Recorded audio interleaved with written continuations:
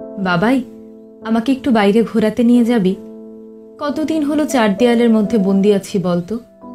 আজকাল তো পেনশনটাও আমাকে দিয়ে সই করিয়ে তুই নিজেই তুলিস। বড্ড ইচ্ছে করে রে। 65 বছর বয়স্ক বিধবা সুমনা দেবী একমাত্র ছেলে রাজীবের কাছে আবদার করে। রাজীব বিরক্ত হয়ে বলে, মা, তোমার এসব অদ্ভুত আবদার শুনলে না আমি খুব অবাক হই। বেশ তো খাচ্ছ, দাচ্ছ, ঘুমোচ্ছ, রোগ হলে ডাক্তার কাকু এসে দেখে যাচ্ছে। কাজ বলতে তো ওই খুন্তি নাড়া, তাও মায়া দিতে এসে সব জোগাড় করে দিয়েই যায়। আর আমরা অফিস গেলে বান্টিকে দেখভাল করো, সেটাও তো স্কুল থেকে ফেরার পর। তা তোমার আবার কোথায় ঘুরতে যেতে ইচ্ছে হচ্ছে শুনি? না রে, তেমন কোথাও না, ওই খোলা আকাশের নিচে মুক্ত বাতাসে কিছুক্ষণ থাকতে চাই। রাজীব রেগে গিয়ে বলে, মা, তোমার এসব ছেলে মানুষই বন্ধ করো তো।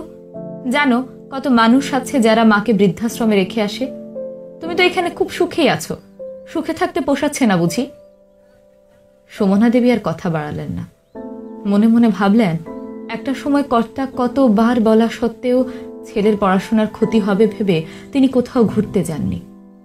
আর আজ সেই ছেলে বড় হয়ে তাকে প্রকৃতি পর্যন্ত দেখাতে নিয়ে যাচ্ছে না, অথচ ছেলে, ছেলের বউ এবং নাতি প্রায় প্রতি সপ্তাহেই ঘুরতে যায়।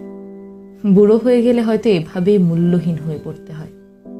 আজ সকাল থেকেই সুমনা দেবীর খুব আনন্দ হচ্ছে। তার ছোট বোন শোভনা আসবে। শোভনা প্রধান শিক্ষিকার পদ থেকে রিটায়ার্ড করেছে 2 বছর হলো।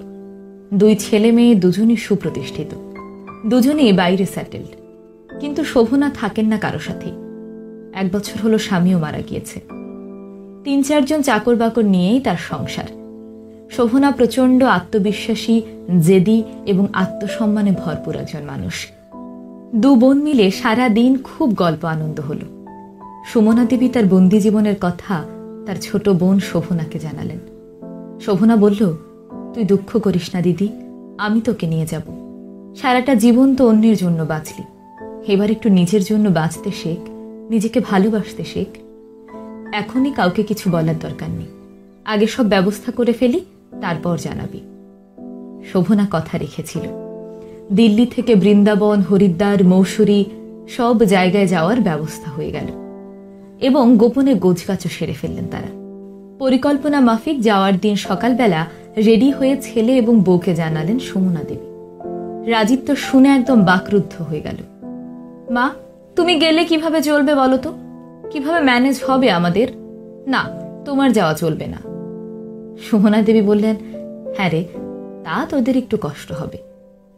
সারা জীবন তো আদর্শ বউ, আদর্শ মা, আদর্শ ঠাকুমা, আদর্শ শাশুড়ি হয়ে বাঁচলাম। এবার একটু নিজের জন্য বাঁচতে চাই, নিজেকে ভালোবাসতে চাই। রাজীব প্রচণ্ড রেগে গিয়ে বলল, এ ঘর থেকে একবার বেরোলে এ ঘরে আর জায়গা হবে না, কিন্তু বলে দিচ্ছি। সুমনা দেবী বললেন, বাবাই, তুই হয়তো ভুলে যাচ্ছিস, এই বাড়িটা এখনো পর্যন্ত আমারই নামে, আর আমার পেনশনটাও আছে। তাছাড়া সব জায়গা থেকে ঘুরে এসে আমি কিছুদিন শোভনার সঙ্গে থাকব। তারপর যদি তোরা চাস তো আসবো, আর যদি না চাস তাহলে বাকি